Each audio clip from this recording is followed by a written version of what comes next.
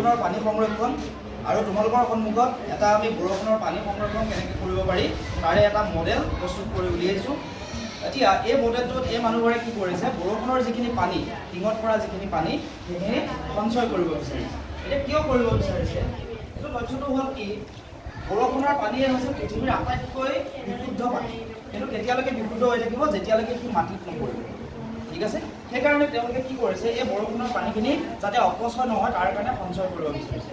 টিঙৰ লগত তেওঁলোকে বিভিন্ন ধৰণৰ পাইপ সংযোগ কৰিছে আৰু এই পাইপখিনিৰে যিখিনি টিঙত পৰা পানী সেইখিনি কঢ়িয়াই লৈ যাব আৰু কলৈ নিব, পিছফালে যিটো টেংকি আছে টেংকিত লৈ নিব। এতিয়া এই যে সঞ্চয় কৰিব পানীখিনি, ইয়াৰ পৰা লাভটো কি হ'ব, ইয়াৰ পৰা কি লাভ হ'ব চোৱা, যিখিনি মানুহবোৰে খেতি বাতিৰ কাম কৰে সেই খেতি বাতিত তেওঁলোকে এই বৰষুণৰ সঞ্চয় কৰি থোৱা পানীখিনি দিব পাৰিব, গৰু ছাগলীক খুৱাব পাৰিব, গৰু ছাগলীয়ে গা ধুৱাব পাৰিব আৰু খেতি পথাৰৰ লগতে বিভিন্ন ধৰণৰ কামত বা কাপোৰ ধোৱা কামত তেওঁলোকে এইখিনি ব্যৱহাৰ কৰিব পাৰিব। এতিয়া আমাৰ বৰ্তমান সময়ত কি হৈছে যে, আমাৰ বৰ্তমান সময়ত হৈছে কি, আমাৰ পানীৰ যিটো পৰিমাণ, পানীৰ পৰিমাণটো কমি কমি আহি আছে, নহয় জানো, পানীৰ উৎসবিলাক শুকাই গৈছে। এতিয়া সেইকাৰণে এই মানুহবোৰে যিটো পদক্ষেপ লৈছে সেই পদক্ষেপটো সকলোৱে লোৱা উচিত।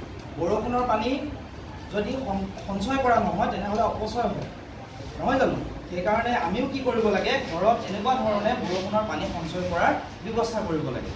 আৰু এনেকুৱা কৰিব নোৱাৰিলেও ঘৰততো সকলোৱে নাওৰা বুজি পোৱা, হয়নে নহয়, টিঙৰ পৰা যে লগাই থোৱা যে এনেকৈ নাওৰা দি পেলাই তোমালোকে বাল্টি পাতি থলা, ডাঙৰ ডাঙৰ চিনটেক্স পাতি থলা, তাতো বৰষুণৰ পানী সঞ্চয় হ'ব। যেতিয়া তোমাৰ খেতি পথাৰত লাগিব সেই পানীখিনি দিব পাৰিবা।